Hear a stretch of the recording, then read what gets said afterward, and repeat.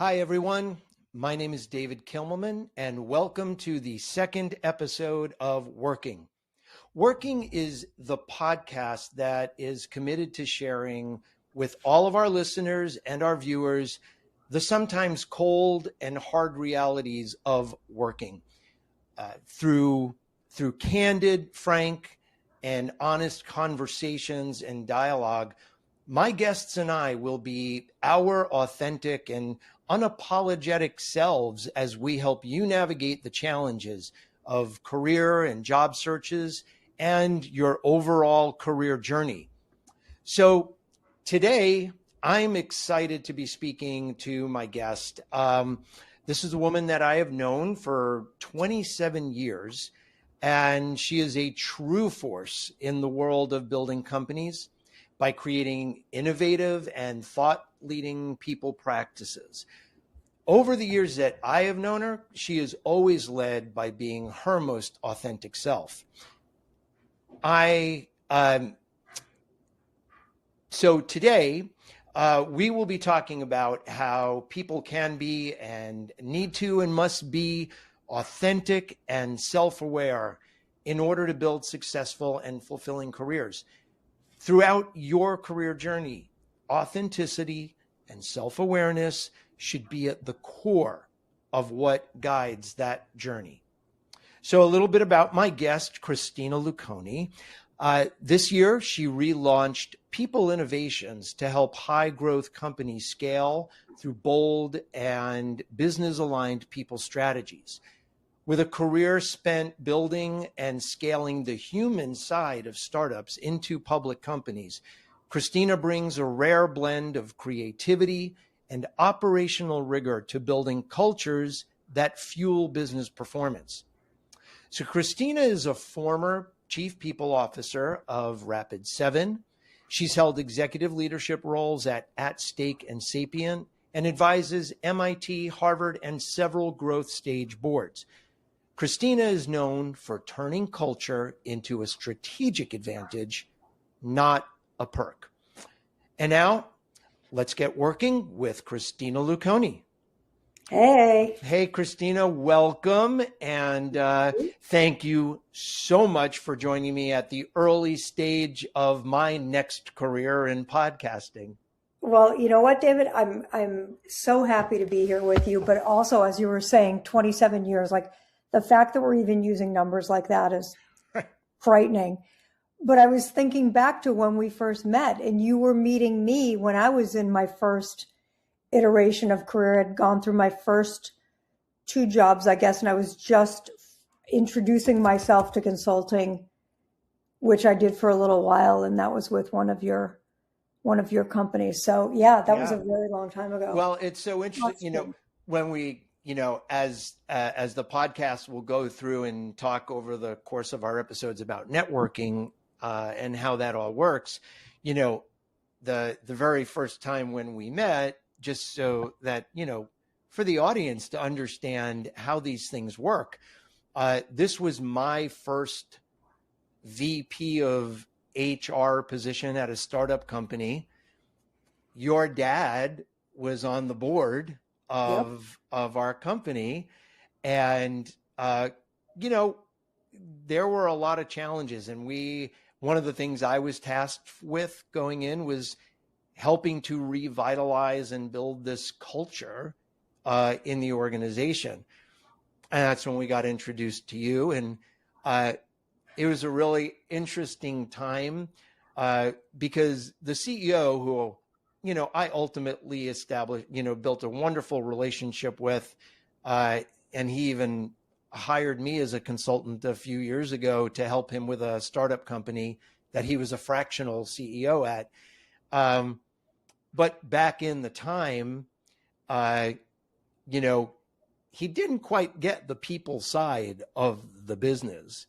And I remember so well just how challenging that was for you to work with anybody that didn't really get that this is about people. Yeah, well, I mean, I think I threw the gauntlet down in that moment, right? Because as you said, my dad was on the board. I think, I was, young, really young. And I think he thought he was doing me a solid. And he's like, hey, he certainly didn't promise me the work, but he said, I can get you an introduction to the CEO and see what you think. And my dad is an incredibly accomplished, really smart guy. And, I thought, well, this is great. And I remember meeting you before I met him. And I came out of that meeting and I remember calling my dad and saying, if I get this work, I'm not taking it. And I thought he was going to murder me. I mean, he was really not happy with me. And he thought, well, who are you to say, like, what do you know? And I'm like, I don't know how to articulate this. I just can tell you this guy doesn't get it.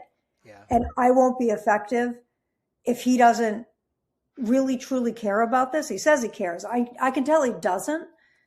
And I don't think, and my dad was pissed. He was on the board and he was like, forget it. And I said, well, good luck to you, because I don't think this is going to work. And I think a year later, the company was out of business. No, it wasn't quite a year later. So yeah, because we went through quite a transition. It's interesting that you say that. And just, for our audience, when I talk about bringing authenticity and self-awareness to our jobs, this is a really kind of good case in point, because I started off in that organization, and he was like, well, we need to lift the spirits and we need to do this and we need and we need to build this culture. And being my first VP position, I was like taking it all in from him and just started trying to implement things into the organization. And it just failed miserably within like the first couple of months. And I said, okay, screw this. This is not working.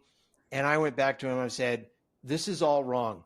I need to go sit down and I need to go speak with every single employee in here. I need to understand what their wants and desires are. I need to just really get embedded with them and understand that. And it changed it changed the game, right? It changed everything. And so what ended up ultimately happening, about a year later, we were really struggling because we were in a very competitive software application market. And I met with all of the other members of the executive team. We all got together at my house and we were talking about what are we going to do? And this was our CEO's, this company was his baby. And I said, you know what? We got to do what's right for the business and what's right for the people. Mm-hmm. And this was also at the beginning of the whole internet consulting revolution at that time. And so I said, maybe we should have a conversation with him because maybe we need to change our business plan. We cannot continue to be a software application development company. Maybe we take our consulting business, leverage our tool, and we started formulating this. So we were all going to Florida for a big Gartner conference, and we invited him to one of the hotel rooms. And, we had a conversation with him and we said, we don't think we should continue the business like we're doing it. And this is like embedded in my brain that we had this conversation and he was beside himself and stormed out of the room and just walked out. And we all sat there like, okay, what do we do now?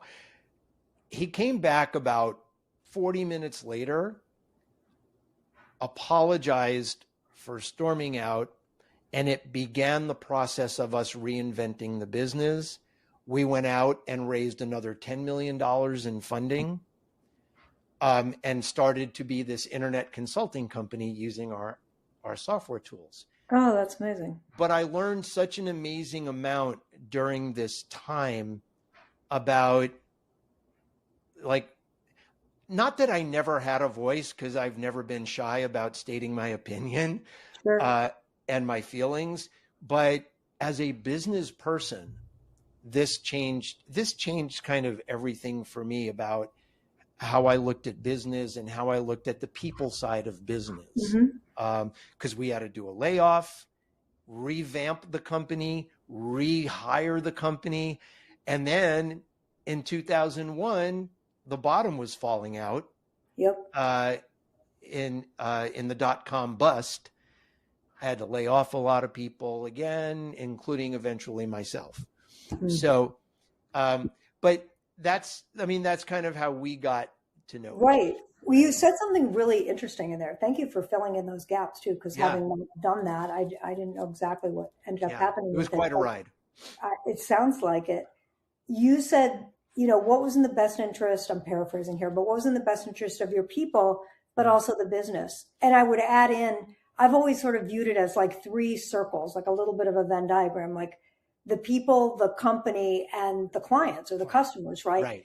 And if you can find that sweet spot in the middle where all the parties are satisfied, you've kind of knocked it out of the park, right? And it's easier said than done. But I find, having done this for a long time now, I've found that lots of companies are just focused on their customers, right? Which is great. But if you're just focused on the customers, like somebody's got to do the work and they've got to be tied to the mission, right? If you're just focused on your people, like I'll be really candid and say, I get really stressed out when people say we're a people first or a employee first business. Like that sounds really nice, but that is not very practical, right? If you're only focused on making your people happy, you may not have a business, right?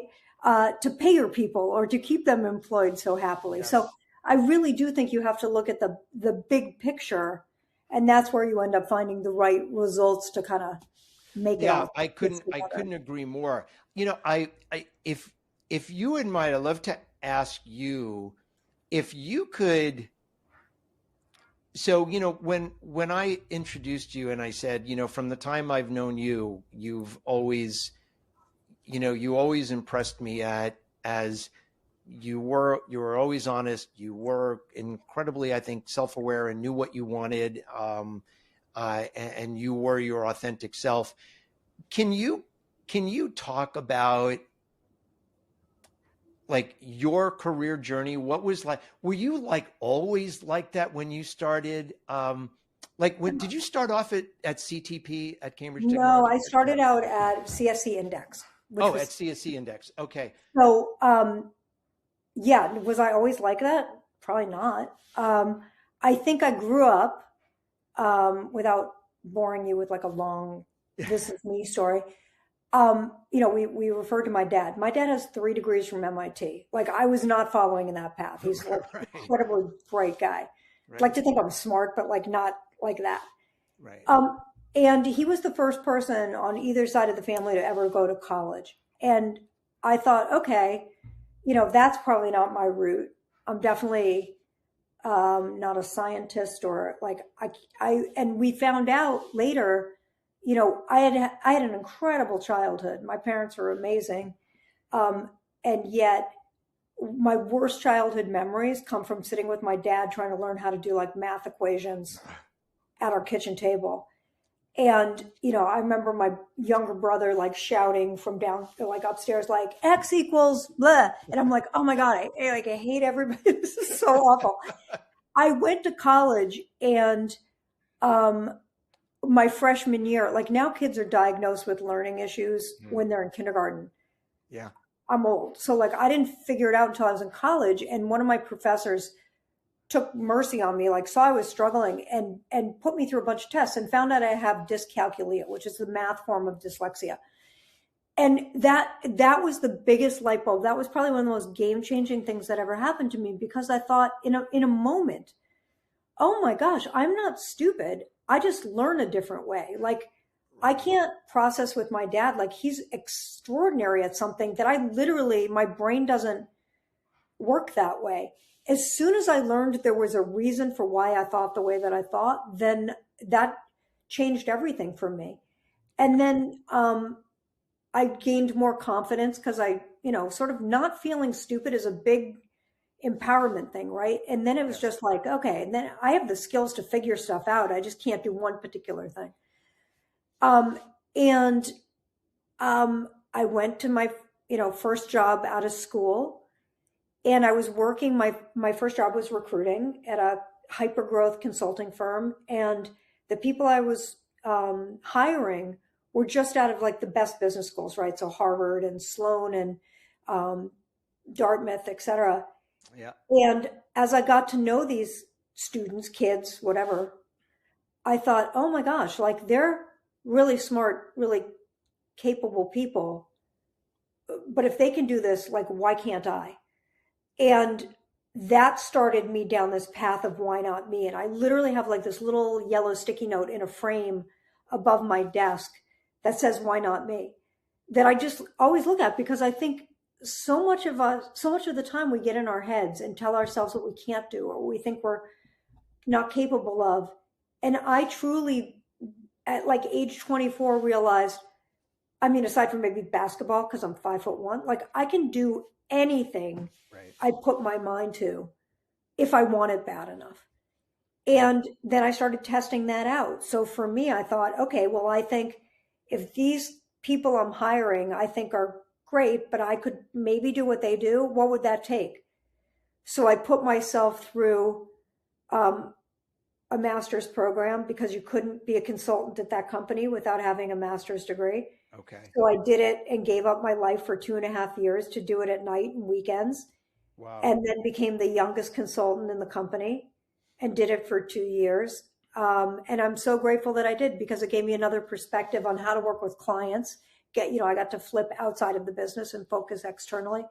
And then, as only like an idiot, 26 years old by the time I finished that, I thought, okay, I think I've learned enough now. I'm ready to go run the show on my own. Like the arrogance level is just insane. But that's what I did. And I ended up, finding Sapient, which was a company that was run by a bunch of kids in their 20s, which is very common today, but it sure wasn't in the mid 90s. And I think, with my really sophisticated pitch, which was, calling one of the CEOs, they were two. And I said, hey, I think if you want to take this thing public, I know you're growing really quickly, but there's no people person on your website. You probably have to have somebody focused on that. That should be me. I mean, how that worked, it's like a lesson in how to not do something well, but it worked. And that was the beginning of it. I just sort of thought, you have to start with some belief in yourself, right? I think I came to the realization, if I don't believe in me, why should someone else? Yeah. So I got to believe in what I'm doing. And I just kept stitching it together. I've been a bit of a one-trick pony. I've been in a people leadership role since I joined Sapient, Right. Which is ridiculous. Like I didn't know enough to be doing that back then, but it worked. And we took that thing public and we grew it exponentially over the course of a couple of years. And that just started it. And I'd like to think that I got better doing it, even though the title stayed the same throughout the years. I learned more. I did it better over time. But it was a pretty extraordinary path that I chose unintentionally. I didn't think I'm going to be a culture person. I mean, I don't think I started out that way, but that's sort of where it ended. So what do you think about, I think about this all the time, because I've been consulting for 10 years now. I've worked with, I don't know, about 23, 24 different clients over the course of that time. And then even going back to all of my full-time leadership roles in HR. And what is your thoughts on, when the people in an organization, they're not feeling that the company is doing right by them or the business or the clients, because the way you're treating us is going to reflect back all the way back to the clients. Absolutely. Right? So what would you say to how do people try and try and fix that, or try and make some kind of hay internally when they're not seeing it within their own employer. Do you have any thoughts on, like, what should you do if you're feeling that? Sure. I mean, the easy answer is speak up, right? Speak to somebody who's in a position to do something, or at least talk it through and understand the problem, but they've got to care, right? I mean, a lot of this is, you talked about self-awareness of us as individuals. Yeah. I think companies need to have self-awareness as well. For sure. And if they don't, they need to be open to hearing it, right? So many companies are like, oh, we'll just do an employee survey and see what they say. You would not believe the number of companies that will do a survey and then not share back the results. Like, it's crazy to me. Yeah. So you either want to hear it and fix things, or you don't. And if the company truly doesn't want to fix things and you have the potential to go somewhere else, right? No company is perfect. I don't believe the grass is always greener, but there are some companies that don't care a lot, right? Yeah. And trust me, I like money. The bottom line is a really important thing because I want companies to be healthy, but you got to care. A business has to care. And I love all the technology advances. I mean, we lived long enough to see, faxes were big transition point when I was starting my company, to email and things. And so much has changed. And I think that's a beautiful thing. Yeah. But so far, nothing has replaced us as human beings. And, people still have, despite a crappy economy, people still do have choice in where they choose to work. And if you don't treat them well, and I don't mean giving them every single thing they ask for, because sometimes it spirals out of control, right? Yeah. But if you are providing an environment where people can learn and grow and thrive, and they're being paid competitively and all of those good things, they have opportunity. Yeah. If you're really showing up as a place where people would want to spend their time, then you're probably open-minded to hearing when things aren't working. Yeah. If you're not, you're going to lose people. You will lose people over time. Maybe we saw so much of that right after the pandemic. Remember, we had the really interesting dynamic where we went into the pandemic. Then people started saying, okay, we don't know when we're going back. And an unbelievable amount of people started moving and doing whatever worked well for them. I get it. Sanity rules. We all want to do what makes sense for us. But then it became this entitlement thing where it's like, okay, now the world is getting a little bit healthier. Businesses are trying to figure it out. I think trying to be well-intended, a number of companies said, hey, we're going to let you work remotely, or we're going to let you do X. And then it backfired for a number of companies. And then people were like, okay, I'm in Nebraska now. I'm not going to come back to an office, and you're telling me to come back. And when it didn't work, and it didn't work, not because of all the basic things we thought would be broken. People aren't spending time. They're not getting those moments where I can walk down a hallway and say, David, do you have a minute to brainstorm with me? Let's go whiteboard. All those impromptu things that came with being together. And instead it became very me focused. What works best for me? I can be productive working at home. And for a lot of people, they can. But I would caution companies and humans to think, I don't think there's a correlation between productivity and adding real impact. Getting shit done is different than truly adding a lot of value. And oftentimes people can do both, but not always. So I really fear and feel for those young people that are entering the workforce now, or that started their career during the pandemic, and they don't, they're on a team. They get to work from their apartment. They think that's great. However, who are they learning from? Who's taking a bet on them outside of their own little team, et cetera? So I think that's going to be a really interesting thing to work through. I think it is. I mean, I think it's been such a challenge, and so it's very interesting for me because if I look, I have 3 daughters that are all in the workplace. 2 of them can't help but be out because one of them works with autistic clients. And Yep. so she's a BCBA and works, has a lot of clients. She's going to homes or in a center. My youngest daughter is a preschool teacher at a private school. So she's in every day. And then you have my oldest daughter who works for a startup in Boston.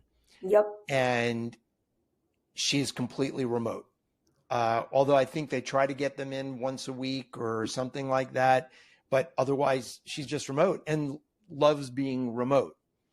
Yep. So I think there's a really interesting thing there with the whole generation gap of how people view hybrid versus remote and what does hybrid mean. But interesting when you were, to think about that authenticity and self-awareness. I was reading a quote the other day by Sylvia Plath. And for those of you that might not know Sylvia Plath, she was a poet who really had quite a tragic life and committed suicide at 30 years old, but has a tremendous set of works that are published. And in doing all of this work around authenticity and self-awareness, there was this quote of hers that it's a hell of a responsibility to be yourself. It's much easier to be somebody else and nobody at all.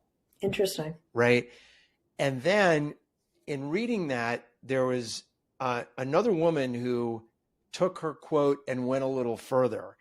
And I saw her, I think I saw her write something on LinkedIn. Her name is Sarah Marie Reeder. And she wrote, being yourself is a responsibility, a brave one, a healing one.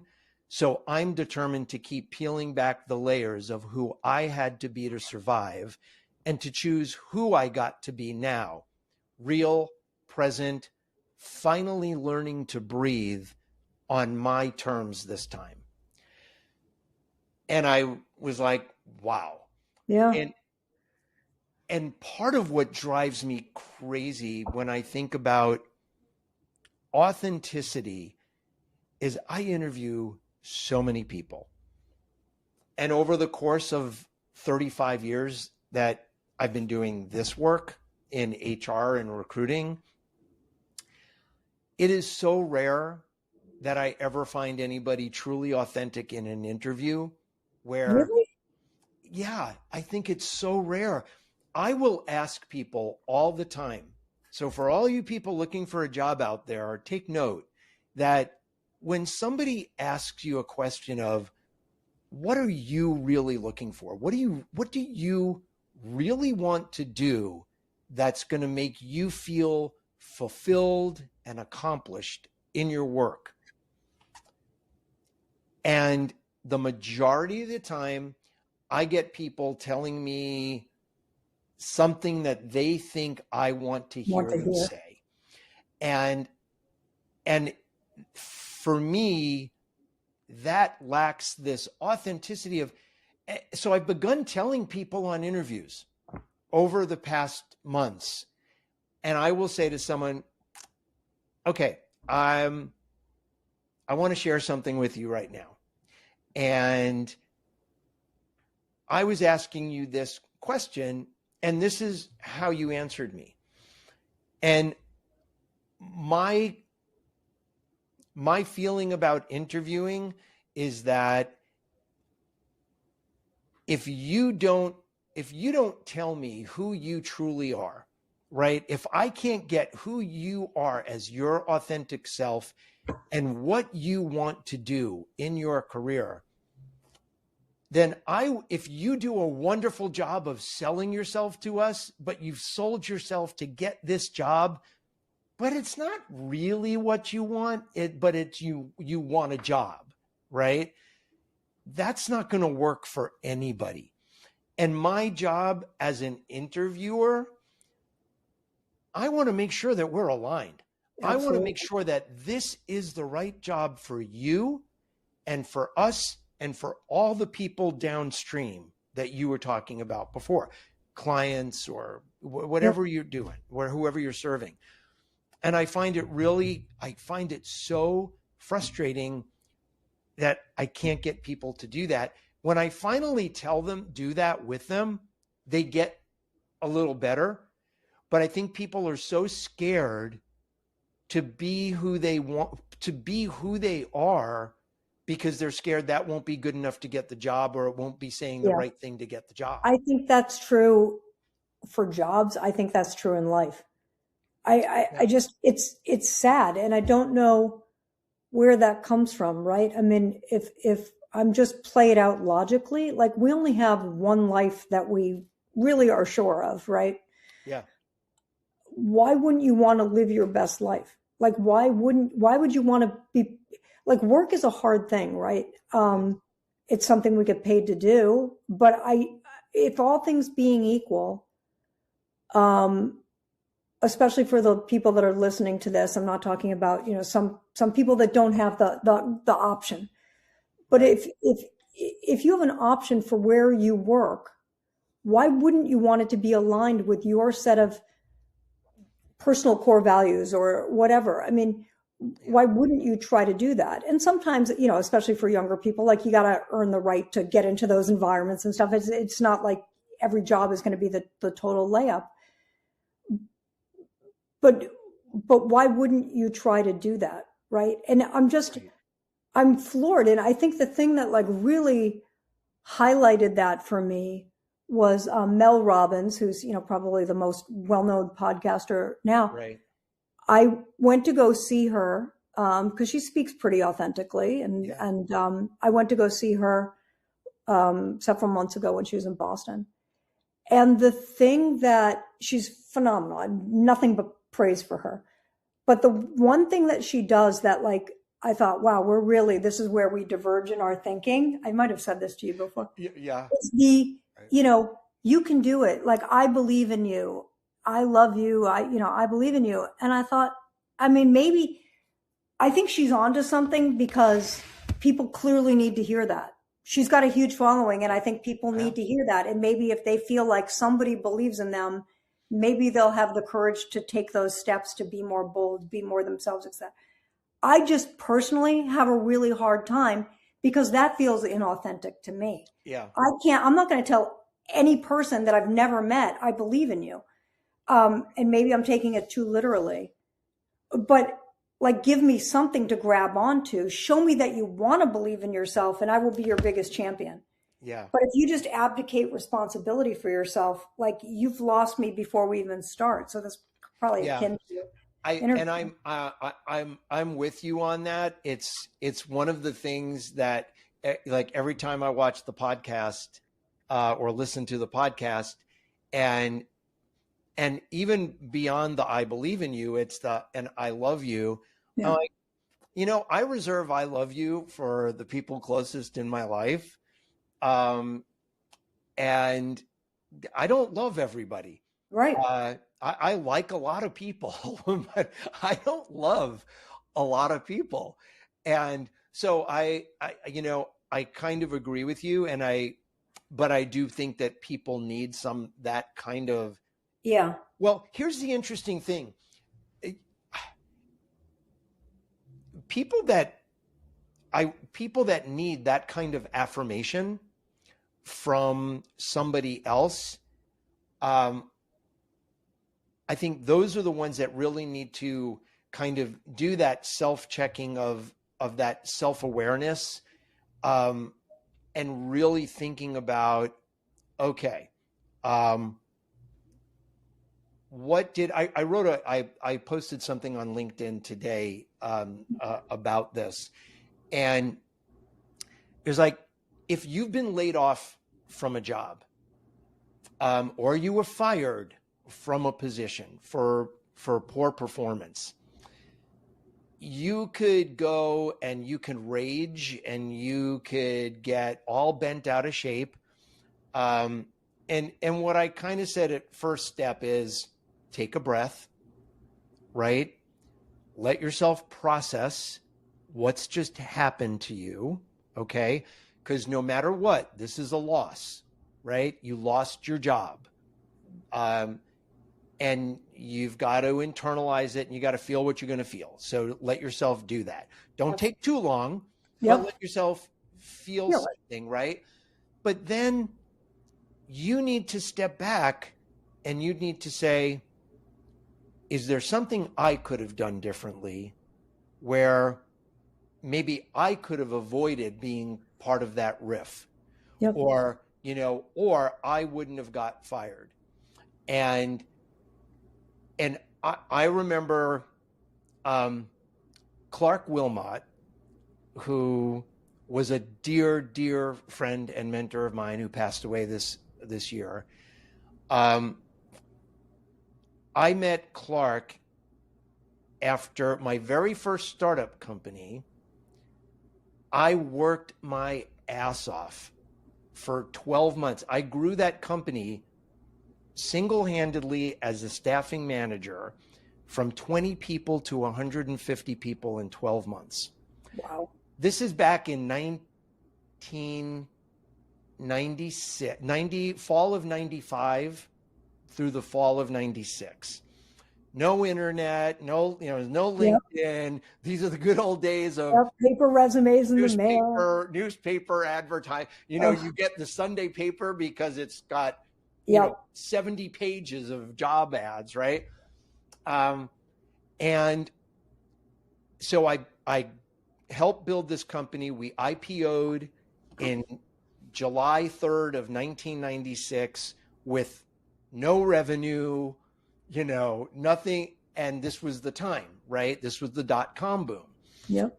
And we hired this bastard of a CFO that came out of a company in Boston that was known for its real command and control management style.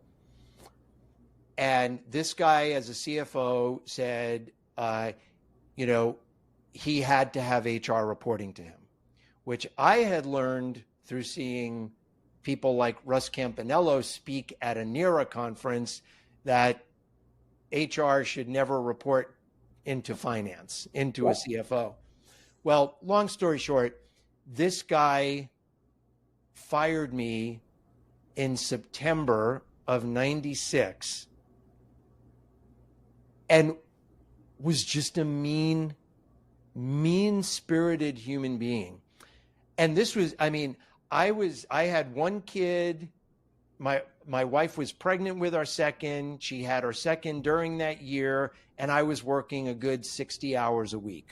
Oh. And really, I can honestly say I killed myself and did tremendous work for that company. And I was just blown away when he came into my office on a Friday afternoon. So the next week, I met with Clark Wilmot, and he kind of coached me through, I want you to go back and think about, were there things you could have done differently or what you could, right? Mm-hmm. And I did some real deep self-assessment and tried to become very self-aware about this. And at the end of the day, I knew I did nothing wrong, but I thought about a couple of different approaches that I might have taken with this guy that might have helped the situation, but I don't think it would have ultimately. Right. But this is the kind of thing that people need to do. They need to sit back and they need to say, okay, what am I doing? Did I do something wrong? What could I do better? And that's, again, I don't think that people do enough of that. I don't think people do enough self-assessment to. Yeah. And that's a hard thing to do, right? I mean, I think there's such a blur between, I don't believe in work-life balance. I believe in work-life harmony, right? I mean, I think if you're a very fortunate person, those things like actually fit in together, right?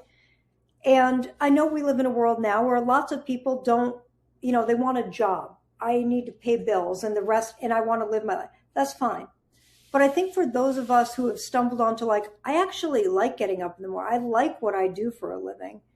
Right. So it, making sure that it matches up with people that share that same passion and energy. Like you got to find your people, your tribe, right? And that starts with understanding yourself. If you don't understand, I think your story was a great one, because I just had something happen last week where there was a person, I'm working with a client who is ready to hire a VP of people, and asked me if I knew anyone in my network. And I sort of reached out to a couple of people, and one person, I'm trying to be really diplomatic about this. One person who they didn't want to speak to. Okay. And she's been out of work for a bit and has been thrashing all over LinkedIn about, how she's been done wrong and all this other stuff. And to your point, I'm like, oh my gosh, I wish she understood how she came across. Yeah. I don't feel like it's my place to say it, but it's very obvious to me, just even reading what she's posting and stuff, and it's all you, not me. Yeah. And I'm like, some of it's you. Yes, we are in a bad economy. Yes, not every job is going to be the right fit and whatever. And I truly empathize with anyone who's been out of work, who wants to work and can't find that job. I know it's a matter of time, but I know that doesn't help in the moment. It's incredibly frustrating. But to your point, you got to look in the mirror and say, is there anything I'm doing that's preventing this? And I think if she did that work, she might discover something. Yeah. But I just think that's true. I see that in people's marriages. I see that in people's friendships. I mean, I see it everywhere. And none of us are perfect. No one, anyone who thinks they're perfect is full of it, right? Because none of us are. But I think, if you can come to terms with, this is what I'm good at, and this is where I'm not so strong, and that doesn't make me a bad person. It just means I have to be really smart. So in my case, like, I can't do math. Like, my learning thing is so severe that, like, I know my phone number. I don't know my kids' phone numbers. Like, speed dial was the best thing that happened to me, right? Because I never right numbers. I mean, numbers just jumble themselves in my head. Yeah. So it became really clear to me that as I was in leadership roles and building teams, I needed to make sure that I could work with people that could complement that skill set that I had a massive deficit in. Not to abdicate my responsibility, but just to, like, okay, I'm good at this, you're good at this, great, put it together, we're going to come out with something good. Yeah. That's I don't find that to be a scary thing. I think that's a really intelligent thing to do. Yeah. Because nobody can be good at everything. But for some reason, I think you're talking about something you posted. I just wrote an article today that I haven't posted yet about accountability and what that really means. And I think it's become such a word that everyone's using. Take accountability. It's not, like, why don't people? And what do we really mean by that? And, what do we gain? For me, like, why wouldn't you take accountability if you screw something up, right? Because it erodes trust. And by the way, if you try to hide it somewhere, it's going to come to this. I mean, absolutely. It always does. So why lie, right? Yeah. If you can, if you can get ahead of something and you go to somebody and you say, hey, this just happened. I want you to make aware of it. I don't even know if it's going to come around to you, but if it does, I want you to know this is what happened. This is what I've tried to do to correct it. And, and do that. Right.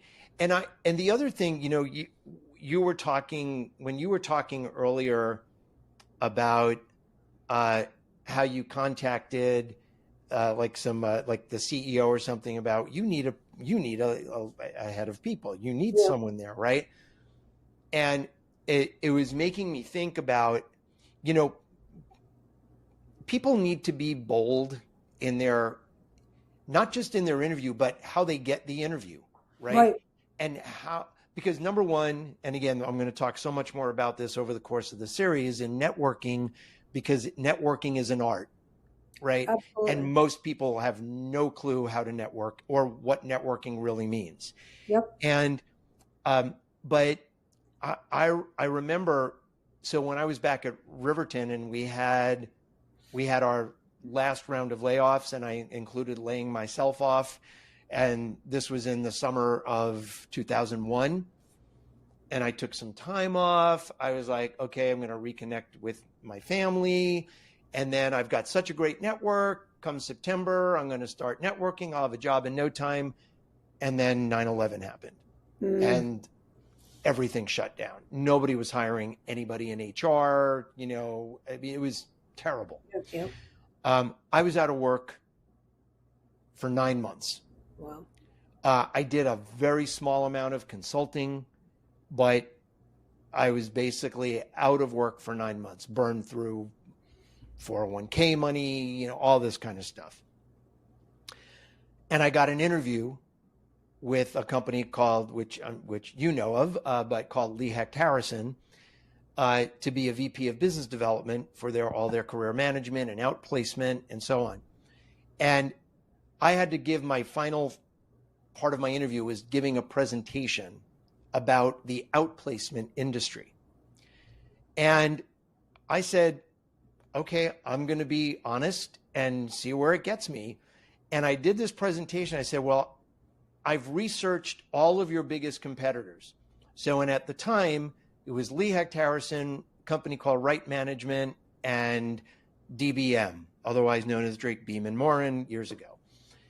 And I said, so what I've learned from researching all of you is that basically you all look alike, talk alike, sound alike, smell alike. Everybody's saying the same damn thing, which creates an opportunity for us to be different, to speak different, to look different. And there were 3 people in the room. The guy that would eventually be my GM, but wasn't the GM at that time, said to the other 2, if you don't hire him, we are stupid. Because he said exactly what everybody else is thinking, and he said it. And this is a guy that if he's going to go and sell for us, and he can help us even change how we talk, right? So I took a shot, and that was me, right? That was me being authentic. Yep. And I was also very self-aware about it because I knew what I was doing. Sure. I knew I might not get the job. Maybe I won't get the job because I'm telling them something, but. So what gave you the courage in that moment to do that? If you'd been out of work for 9 months, here you have an opportunity to, what made you do that in that moment? When I do think back on it, I wanted to do something that I really wanted to do. And I was actually very enamored with what they did. But I felt like if I go in here and I present this and I don't say what I truly believe, but also share my ideas of how we can do it better, right? Because that's the kiss of death for me. Anybody that's ever reported to me, I've always said, don't come in and talk to me about a complaint or someone screwed something up and you don't have an idea of what you think we should do to fix it, okay? Yep. Always come up with a solution. But I needed to do that because I thought, if I don't do this, I'm going to come here, I'm going to be miserable, and I'm going to be gone in 2 or 3 months anyway and just back in the same trap. Yep. So I looked at the present, I looked at the future, and I just said, this is who I am. And I've talked to people about doing this podcast, about wanting to be authentic and wanting to tell people kind of hard truths about what they need to do, who they need to be, or how they need to be, even though they may not want to hear it at times. Sure. So, and I've had people say, yeah, but what if you piss some people off because you might say something that offends them? I'm like, if it offends them, they don't have to listen, right? I want to talk to people and give them the benefit of what I believe is my 35 years and thousands of interviews and hires and so on. I think I know something. Yep. Right. but that's why I did what I did. Cause I honestly felt like I had to be me. Yeah. I used to sing a song that Sammy Davis Jr. made famous and Steve Lawrence back in the 60s and 70s called I've Got to Be Me. And Sadly, I know what you're talking about because I'm old enough to remember that. so I was channeling that. But yeah, and I've tried to live my career by doing that, with consulting with my clients and telling them what I believe. I think that's commendable and rare. I agree with you. I do think it's rare.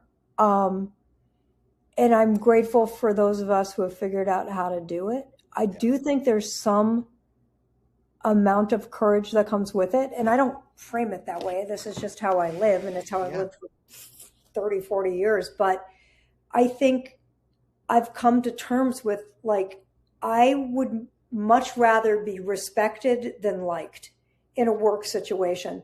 But if you can do both, excellent. I just think it's more important to be respected. And I'd like to think that over the years, like the term radical candor, I think gets so misused because I think people are like, I'm going to use radical candor and then use it as an excuse to be an ass. Yeah. I don't think radical has to mean rude. I think you can frame things, and you've got to be able, especially as people, we have to be able to share the hard message, but also put it in a way that can land with people. Nobody wants to hear they're messing up or they're struggling or whatever. So it has to be roped in some, or, you know, I don't know what word I'm looking for, wrapped in some kind of empathy, and care for the person that you're communicating with. To your point, you had been talking about, Riverton and sharing messages with a CEO who just wasn't at the time ready to hear it. Right. And you could have done it brilliantly. You and the leadership team could have done it really well. Doesn't guarantee the person's going to accept the information. I have had a number of people over the years that have asked me for my opinion. I've gone, to a large extent because I know them, and I'm like, this is not going to, anything I say that isn't going to be what they think I'm going to say is going to piss them off. Yeah. And yet, and most of the time they say, wow, thank you. And sometimes they say, I totally disagree with you, got the read wrong, whatever. And I politely say, I'm so sorry you feel that way. Best of luck to you. And then I march on my merry way, and then I watch them crumble. Yeah. Oftentimes. And you can't do anything about that. But I know at least I can look myself in the mirror and say, I was asked, I gave my very best response. Yeah. If they didn't like what I shared, then that's on them. My job is to share honestly, but also share with empathy and and it's hard. It is hard for people to find their voice. It can be really hard. And I love the book Collective Illusions. That if you saw, Mel Robbins had this PhD, Todd Rosen, on, who lives in Burlington, Massachusetts. And so I started reading the book recently, but the whole idea of collective illusions and how the loudest voices tend to be the ones that make the biggest headway, at least initially. And then those big voices make everyone self-silence them, and I'm, over the course of my career, I have learned I am not self-silencing myself. No. Right. I might not have called it that at the time, but now that this word I've heard, right. And when you feel that there is an injustice, when you feel that something's going wrong, I know it's hard, and I don't know that I have the perfect answer for someone to step up as an employee and say, you can't do that. This is wrong. Yeah. You can't treat people like this.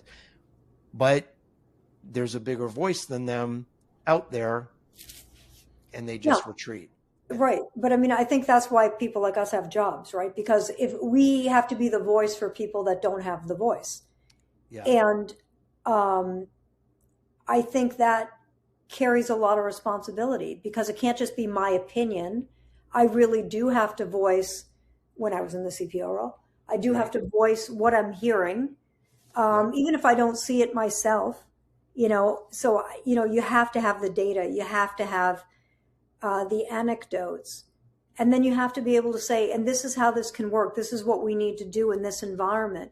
Now, if you're working with a company where the leadership team, the CEO, doesn't care, Right. that's like, I thank God I've never worked in an environment like that.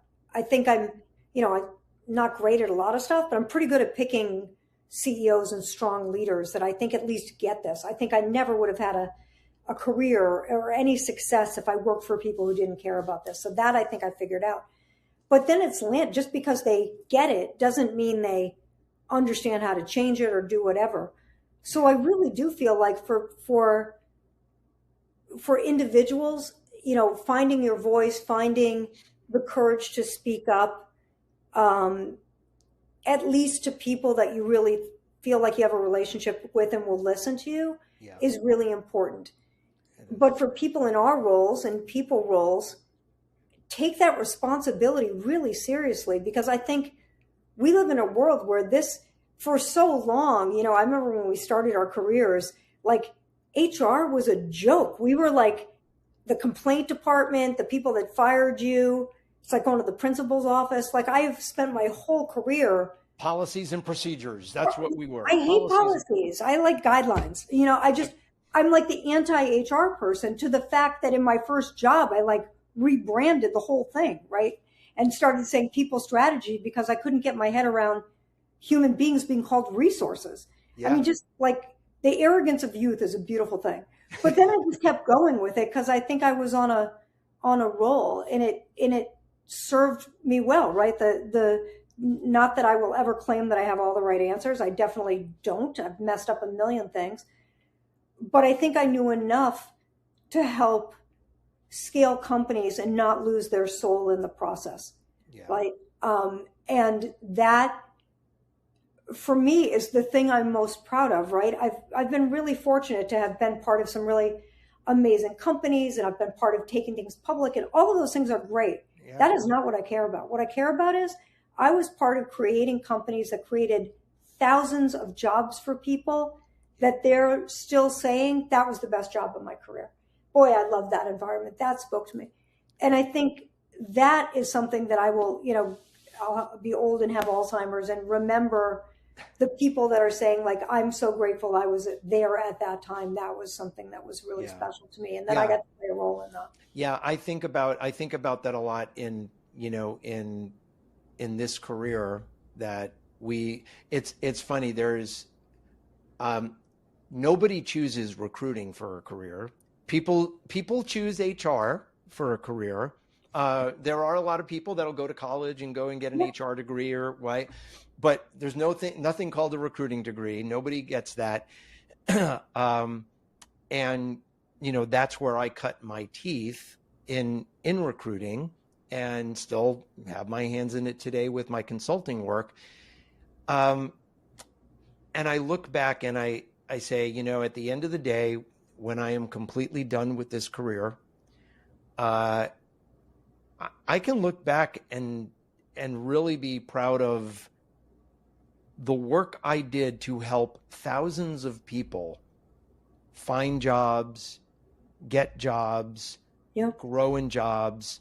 That's something, that's something you can hang your hat on. Absolutely. And that's why and honestly, that's really why I wanted to do this podcast, because I really do feel that there's so many people out there that are just completely lost when it comes to how do I look for a job? How do I find a job? What are the key elements of it? And, you get laid off and the first thing you do is, oh, I got to update my resume. And then it's like, okay, look for a job, submit. That's not going to get you to where you ultimately want to be, and what's going to matter to your heart, what's going to matter to your pocketbook. that's why I wanted to do this. And this is just, I really think this is the beginning stage of the authenticity and self-awareness, is that beginning ground of you starting to find your next step, right? In your career. No matter, even if you're currently working and you want to get out and you want to find something else, you got to do the work in your job search and career search if you want to find, that thing that's going to be fulfilling, that you feel good about getting. That's the worst feeling in the world, getting up and going, God, I got to go to work again. Jesus, I don't want to do that. I don't think it has to be that way. I really don't. Again, I'm not talking about, sort of there's some jobs that sometimes you just need a job. Yeah. But I think that the vast majority of us that have had careers and tried to build a career, the pandemic, I think I said this to you before, like I'm one of those weird pandemic people. Like 2020 was my favorite year of my career, which makes me sound like a crazy person, but I learned so much about how to do so much of what I thought I knew how to do, doing it differently, not being with people and stuff. And it was really interesting. 2021, I did not love so much, because all of a sudden, as people were sort of trying to figure it out and how they were going to go back. And I mean, it did change the world in so many ways. Completely. But I think it was really interesting that people would just start posting the number of memes about hating work on Instagram and stuff. I find it offensive. Like, I don't think it has to be that way. And candidly, I mean, I know I sound like a jerk because I am not a huge remote fan. I know it works for some, it definitely works. And some people have figured it out. But for lots of people, it is all of the benefits that come with going somewhere. It gives you a purpose, getting out of your house and having a purpose to go somewhere and team with other people and whatever. Even if, I don't think it makes sense to like go drive 45 minutes to an office, wire yourself in and never talk to anyone. Like that, I do agree. It doesn't make any sense. Yeah. But if you can maximize what happens when you come together with other humans to do something because you're on a mission. Yeah. That can be, my life would be so different had I not worked at the companies with the people that I worked at. 100%. That is some of the best things in my entire life. Yeah. And what that also enabled us to do, Christina, sorry, I just wanted to throw what is that human interaction in person and seeing the different people. What benefited me early in my career was finding those people that I could align myself with, that could be a mentor, that Absolutely. Could be a guide.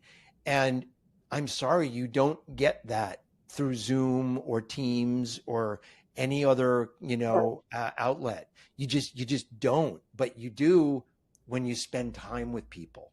100%. I mean, I think, one of the things that I've often been asked, because I was able to do a lot of things at quite a young age that candidly I had no business doing. I was just at the right place at the right time. I'd like to think I worked really hard. But for me, startups were such an amazing playground, because if you're joining a company that's growing really quickly and you are a young person, like, okay, I have a college degree, but how much do I really know? This much. And you go into an environment that's growing, you do your job well, and then you can look around and say, I'll help with that, because somebody's going to say, okay, because there's always help needed. Yeah. So if you have some aptitude and a good attitude, I think you can go so far, so quickly, but how do I say this in a non-controversial way? Like, I don't think any of us are owed anything. I think we have to earn it. 100%. And do the work. Like no one's going to hand you anything. You've got to do the work, and you've got to show up every damn day. Yeah. And add value. And I think for people that figure that out, they've had some pretty good careers.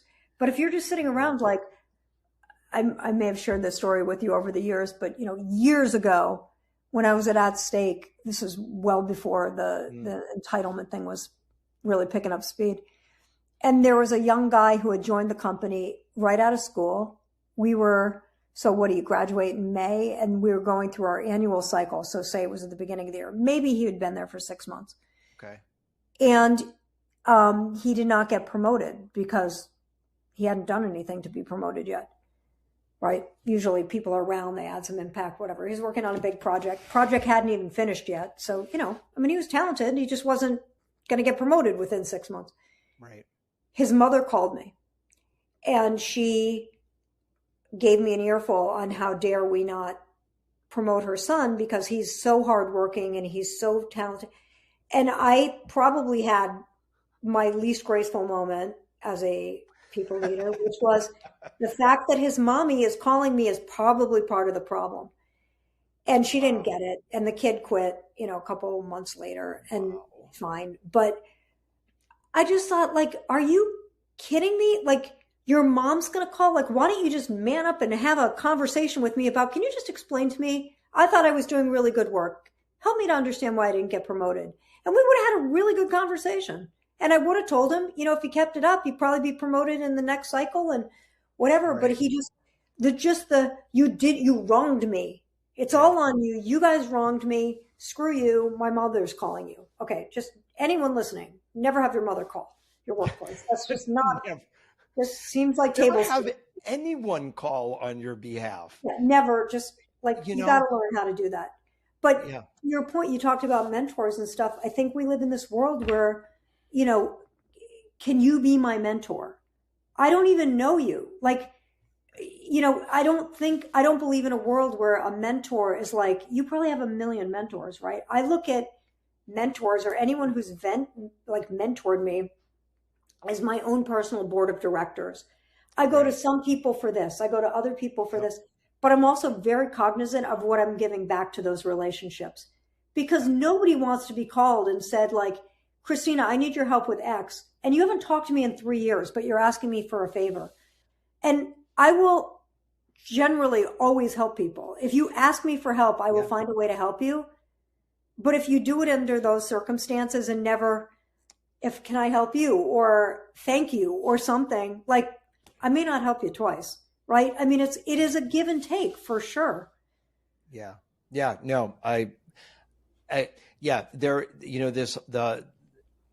this whole nature of entitlement that people have. And as you were talking about, the whole hybrid and remote kind of challenges that we're having today. And at the end of the day, and for all of you listening or watching, at the end of the day, just friggin' talk to people.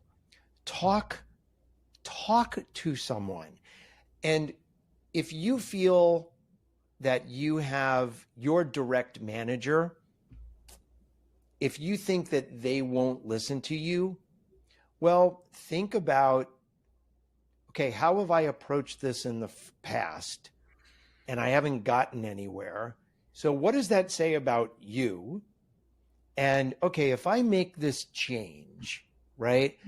And I go and I bring something that's not just about me, but it's about how it can help this, and you can do that you're part of the solution. You're not part of the problem. You might find an incredibly different conversation the next time you speak with that person. But if you just avoid it and you just say, screw it, they're not going to listen to me anyway, so why should I say anything? Now, if you have tried everything that we've just talked about, absolutely, then maybe it's time to leave, right? And you got to go find a place that's going to treat you better and treat others better. But before you do that, really think about, what can I do differently to create a better environment for me and others and the entire company? Yep. And like you said earlier, and our clients, right? And then things could be a lot different. So, well, listen, Thank you so much for having this conversation, and sharing stories. I really I think people learn a lot from stories, not just seeing data points and graphs. Right. Um, and this was just so wonderful, and I so appreciate you for agreeing to do this with me, as I'm still probably tripping over myself a little bit as I get comfortable with podcasting. But I'm really so grateful to you, and to the points that we just made. I'm always here if I can ever do anything for you as well. Oh, well, Um, I'm you happy know, to. I mean, I think there's a reason we've known each other and been in each other's, orbit for the last almost 30 years, right? I mean, I think yeah, good yeah, people stay connected. So thank you absolutely. for thinking to have me, and I wish you all the best with this. Thank you so much, Christina. And if I don't talk to you before, have the happiest of holidays, happy, healthy, wonderful new year. Wish you nothing but the best. You too. Thanks Okay, so much. thank you so Take much. care. Bye Take bye. care. And so I hope you enjoyed the conversation. As I was just saying to Christina, uh, this is my second episode. I really want to try and bring relevant information to everyone that needs to hear these things. And again, this whole idea of self-awareness and being your authentic self, whether that's through the job search process, being at work, being your authentic you. If you find that you need to speak up and you're having a hard time finding the voice, as Christina said, try and find that one person maybe that you can talk to and that might be able to relate to you and might be able to help you find your voice. These can be some of the keys to having a really successful job, successful career. Um, so, if you enjoyed the podcast, please share it with your friends, with your family, share it broadly on LinkedIn, YouTube, like our podcast. But I really appreciate all of you that are listening and viewing. We're going to do so much more as the podcasts continue. And my next podcast, episode 3, is going to be about choices, that you always have a choice. You never, ever do not have a choice. And we're going to talk about those choices with careers and jobs and how you define those choices and make those choices. And also, if you have any questions for me or you have any feedback about the podcast, you can reach me at feedback@working-thepodcast.com. That's feedback@working-thepodcast.com. So until next time, thank you all so much for listening and viewing. I truly appreciate you and look forward to seeing you all again soon.